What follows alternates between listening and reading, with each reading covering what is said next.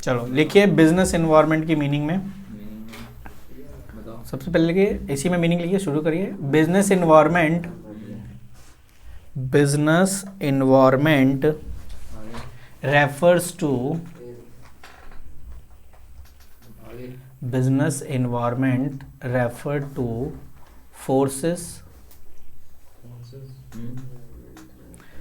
comma factors, comma individuals and institution which are outside the control of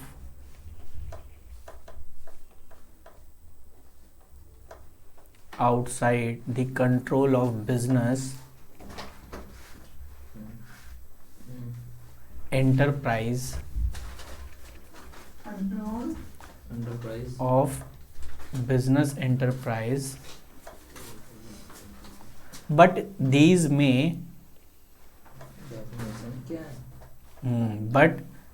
may affect yes its performance.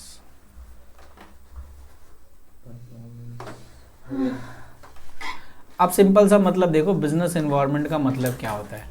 Business कोई भी है, देखो अभी हम बिजनेस चैप्टर पढ़ रहे हैं, तो बिजनेस में कह रहा है कुछ ऐसे फोर्सेस होते हैं, कुछ ऐसे फैक्टर्स होते हैं जो बिजनेस को अफेक्ट करते हैं। अफेक्ट का मतलब है प्रभावित करते हैं, ठीक है। अभी आप जब ग्रेजुएशन में आओगे तो ग्रेजुएशन में आपको पढ़ने को मिलेगा माइक्रो और मैक्रो इन्वायरमेंट, ठीक है। इंटरनल इन्वायरमेंट और एक्सटर्नल इन्वायरमेंट ये मिलेगा, ठीक है। तो कुछ हमारे आसपास के जो इन्वायरमेंट है वो बिजनेस को हार्मफुल पहुंचाते हैं, इफेक्ट पहुंचाते हैं।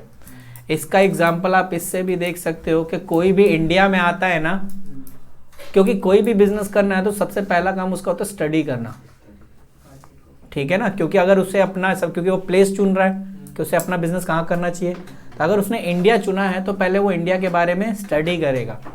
स्टडी क्या करेगा कि इंडिया यहाँ पर मान के चलो कि भाई वेजिटेरियन और नॉन वेजिटेरियन वाला शहर है ना। तो इसका मतलब है कि अगर आप बिजनेस कर रहे हो और आप अपने बिजनेस को ग्रो करना चाहते हो तो आप देखो कि आप नॉन वेज सिर्फ बेचना चाहते हो या वेज बेचना चाहते हो।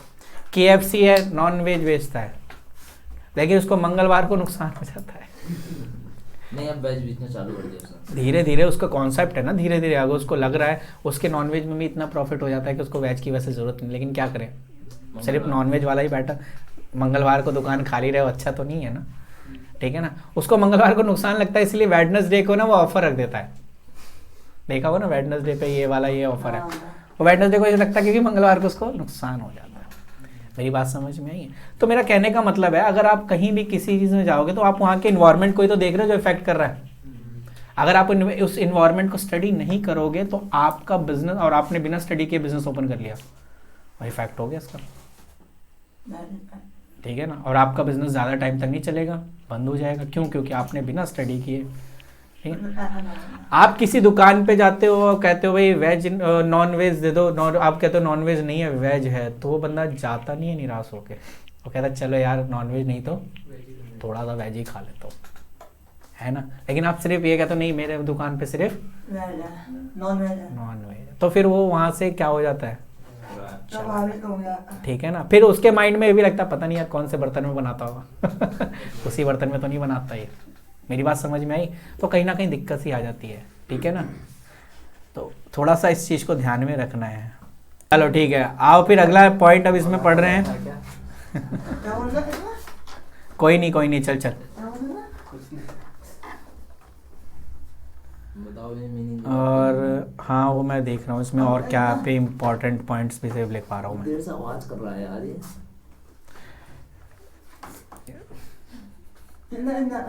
मेरा थोड़ा सस्ता है ना ये। चलो importance of business environment heading डालो।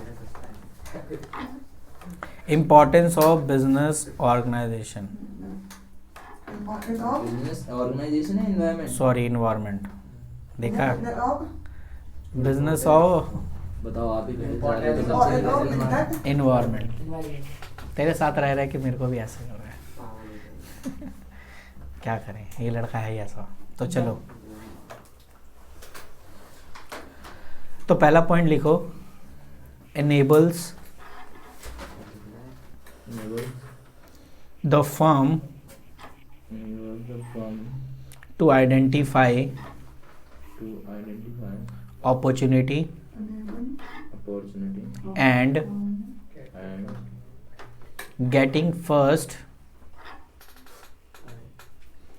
enable the firm to identify opportunity and getting first mover advantage. mover advantage यानी बिजनेस इन्वायरमेंट का एक फ़ायदा ये हो जाता है कि हमें वहाँ का एक एडवांटेज ये मिल जाता है कि अगर मैंने अभी आपको बोला कि इंडिया में अगर कोई बंदा बिजनेस करेगा तो पहले वो इंडिया के बारे में स्टडी करेगा, ठीक है ना, और स्टडी करने के बाद ही जो है फिर उसमें प्रॉपरली उस आइडेंटिफाई करेगा, उस चीज़ को आइडेंटिफाई करेगा जिससे उसे लगेगा कि इससे मुझे बेनिफिट लेना है। अगर उसको लगेगा कि इंडिया में सबसे ज़्यादा वेज खाने वाले हैं तो वो ऐसा प्रोडक्ट मार्केट में लॉन्च करेगा जो वेजिटेरियन और ग्रीन लगा देगा उस पर, ग्रीन स्टिकर जो आइडेंटिफाई करता है it is a pure veg. Okay, चलिए सेकंड पॉइंट लिखिए, help to the firm to identify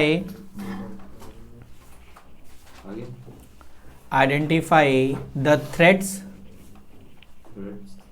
and early warning signal. Warning signal. जैसे देखो अभी मैं आपको ना आगे, क्योंकि एमसीक्यू में क्वेश्चन पूछेगा what is a internal factor of business environment और what is a external factor of business, ठीक है ना। तो इसमें इस वाले लाइन का मतलब जो अभी आपने लिखा इस पॉइंट्स का मतलब सिंपल सा है कि help the firm to the identify threat and earlier warning signal, कि कुछ फैक्टर्स को अगर हमने पहले ही पहचान लिया तो हम उससे सतर्क हो जाएंगे, आने वाले नुकसान की भरपाई से पहले हम उस चीज़ को आइडेंटिफाई कर लेंगे। अब जैसे सपोज करो 1 फरवरी था, बजट पेश होता है, अब वो बजट कंपनी के लिए भी होता है, इंडिविजुअल पर्सन के लिए भी होता है, और कहीं कहीं से अगर उसे न्यूज़ पड़ गई कि इस बार जो है गवर्नमेंट टैक्स बढ़ा देगी, कॉर्पोरेट टैक्स बढ़ा देगी, ये बढ़ा देगी, या ये वाले प्रोडक्ट महंगा हो जाएगा, ये हो जाएगा, तो फिर वो ना पहले से ही ना सतर्क हो जाता है, फिर उसी के रिगार्डिंग वो क्या करता है, प्लान करता है कि हाँ यार ये कुछ ना कुछ गवर्नमेंट करने वाली है, मेरे को बचना है, अगर ये प्रोडक्ट महंगा कर देगा, टैक्स बढ़ा देगा तो दिक्कत आ जाएगी, तो मुझे अपने कॉस्ट को और कम से कम रखना है। मेरी बात समझ में आई? चलिए ये पॉइंट इसका है। तीसरा लिखिए, हेल्पफुल इन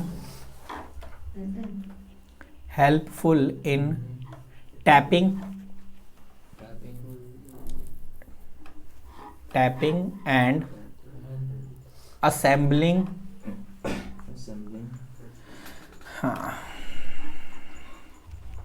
रिसोर्सेस। पहले के टाइम में ब्लैक टीवी, वाइट टीवी वगैरह होते थे, क्या ऐसा चोच निकला हुआ था, ठीक है, धीरे धीरे उसको असेंबल किया गया, अब उसको देखो एलईडी आ गया, 3D हो गया, ये क्या क्या असेंबलिंग टाइपिंग तो किया गया कि लोग किस तरीके से अब यहाँ पर धीरे धीरे चेंज कर रहे हैं खुद को। मेरी बात समझ में आई?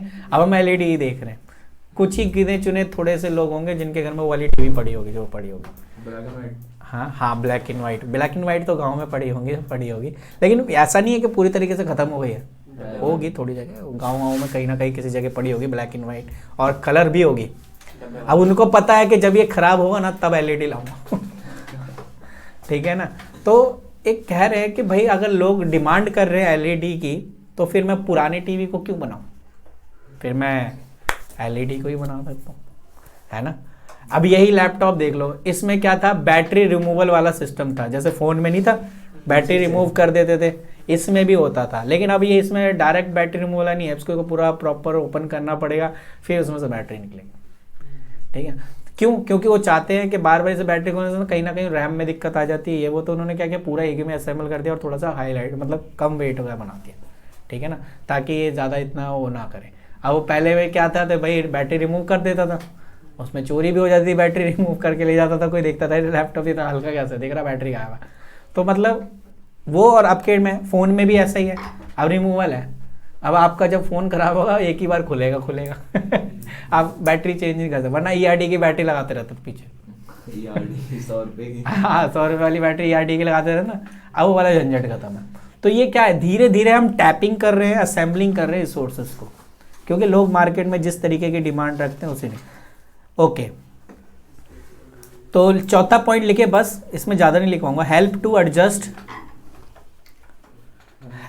Adjust and adapt with the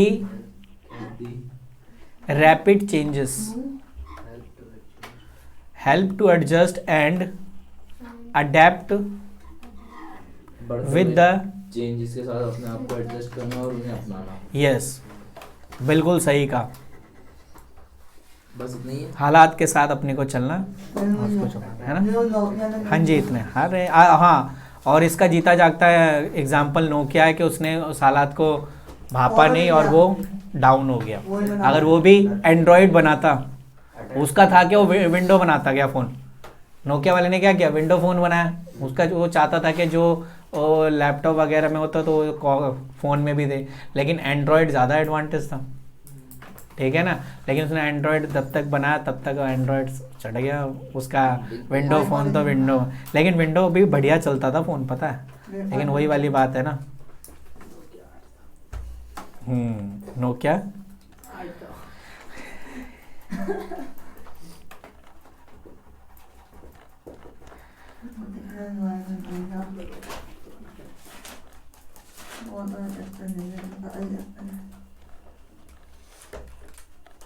और कुछ है?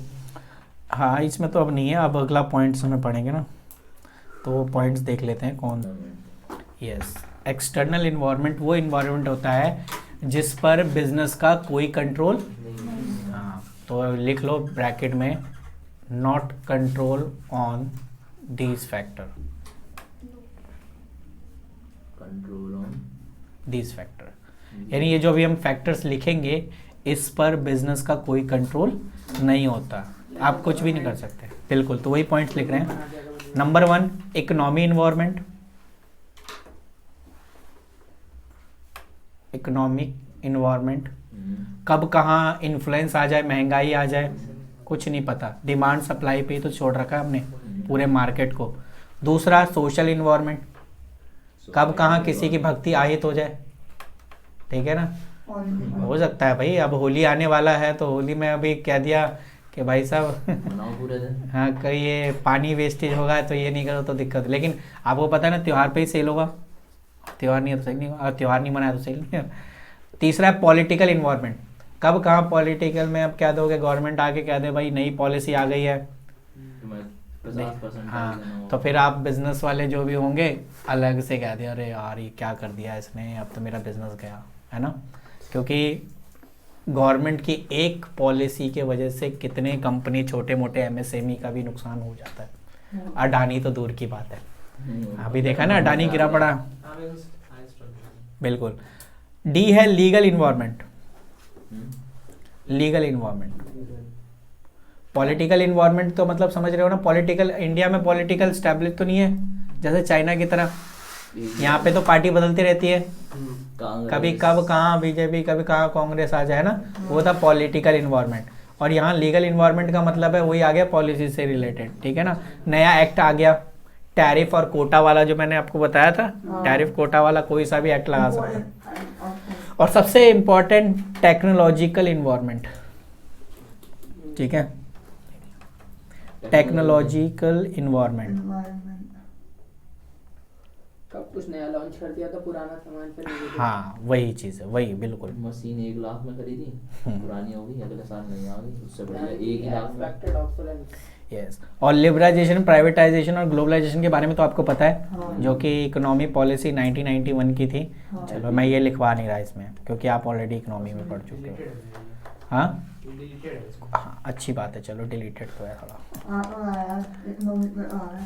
इकोनॉमिक्स में आ रहा है। बस इसमें इतने ही पॉइंट्स था क्या? छोटा था चैप्टर। ये वो वाला इसमें मेरे को मिला नहीं यार। चलो लिखो इसमें, increase in GDP health, increase in GDP या जीडीपी रिजल्ट लिख लो, हेल्थ रहने दो, रिजल्ट लिख लो। अरे कोई बात नहीं, काट के लिख लो, हो गया कोई नहीं। ठीक है ना? बताओ भैया आगे बताओ। सेकंड पॉइंट लिखो, high inflation rate, inflation rate set as constant, constant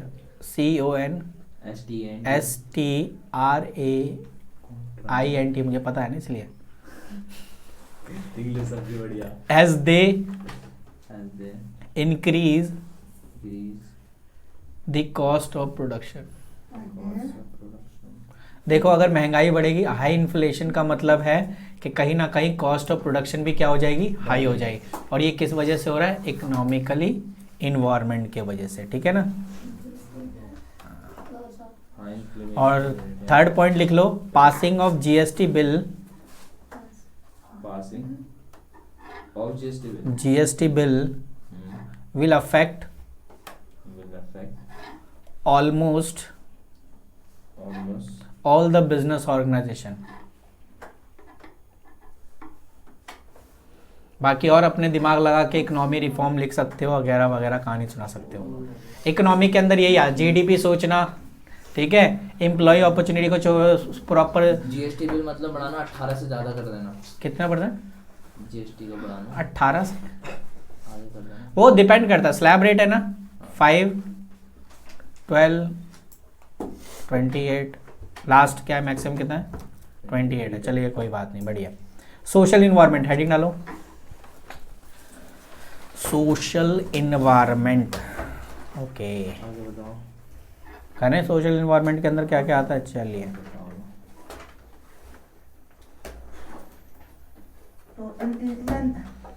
change in quality of life,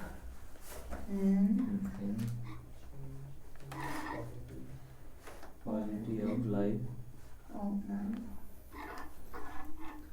change in quality of life, demand for reservation, second point है ना, हाँ सेकंड पॉइंट लिखिए, demand for reservation reservation in job in job for minority for minority and womens, women, womens हो गया। Okay. और उसके बाद third point लिखो, एजुकेशन एंड लिटरेसी रेट। ये तो ये पॉइंट ऐसे लिखवा रहा हूँ जो आपके सदाबहार है। माइनॉरिटी लिटरेसी रेट हो गया। अब क्या लिखना, पॉलिटिकल? हाँ जी, हाँ हाँ। अगला पॉलिटिकल में आ जाओ। हो गया भैया, बताओ आगे। हम्म, पढ़ लो। मैं चेक कर रहा हूँ यार, कौन सा तेरे को लिखवा दो बढ़िया से।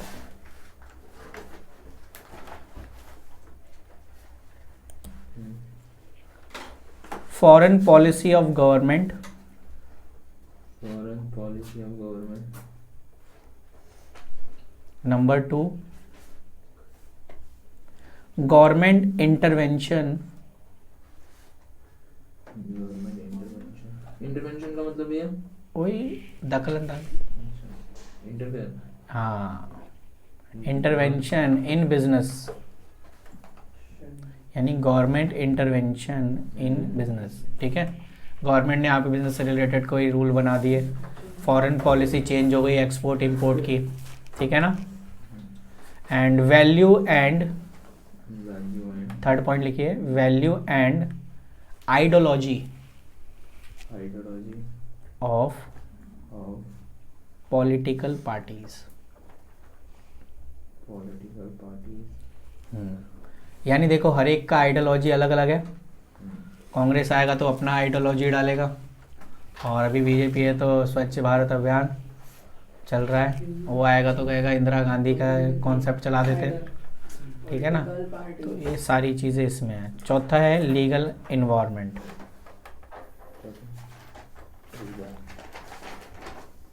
लीगल तो इसमें कौन कौन से पॉइंट है लिखिए। बताओ। Number 1, legal policies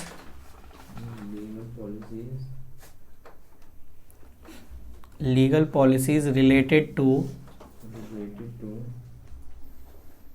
licensing licensing and foreign trade। यानी नया रूल आ गया लीगल पॉलिसी से रिलेटेड, चाहे वो लाइसेंसिंग का हो या फॉरेन ट्रेड का, तो ये दिक्कत हो जाता है बिजनेस के लिए, ठीक है ना। ओके, सेकंड पॉइंट लिखो, foreign exchange regulation exchange regulation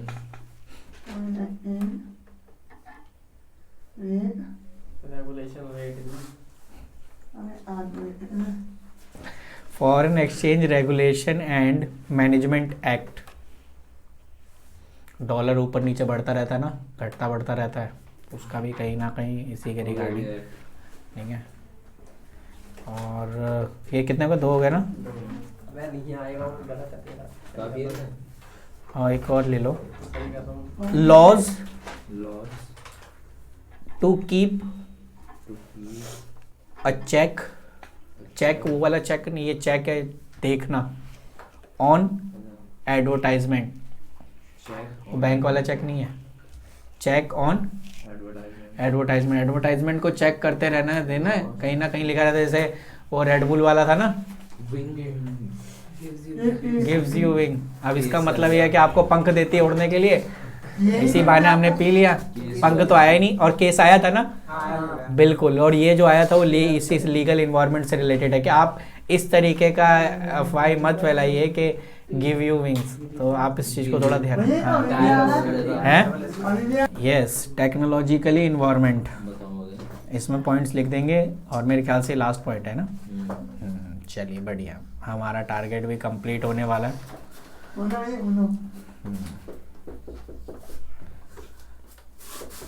online sale of Online sale of grocery grocery items items is is becoming becoming very common.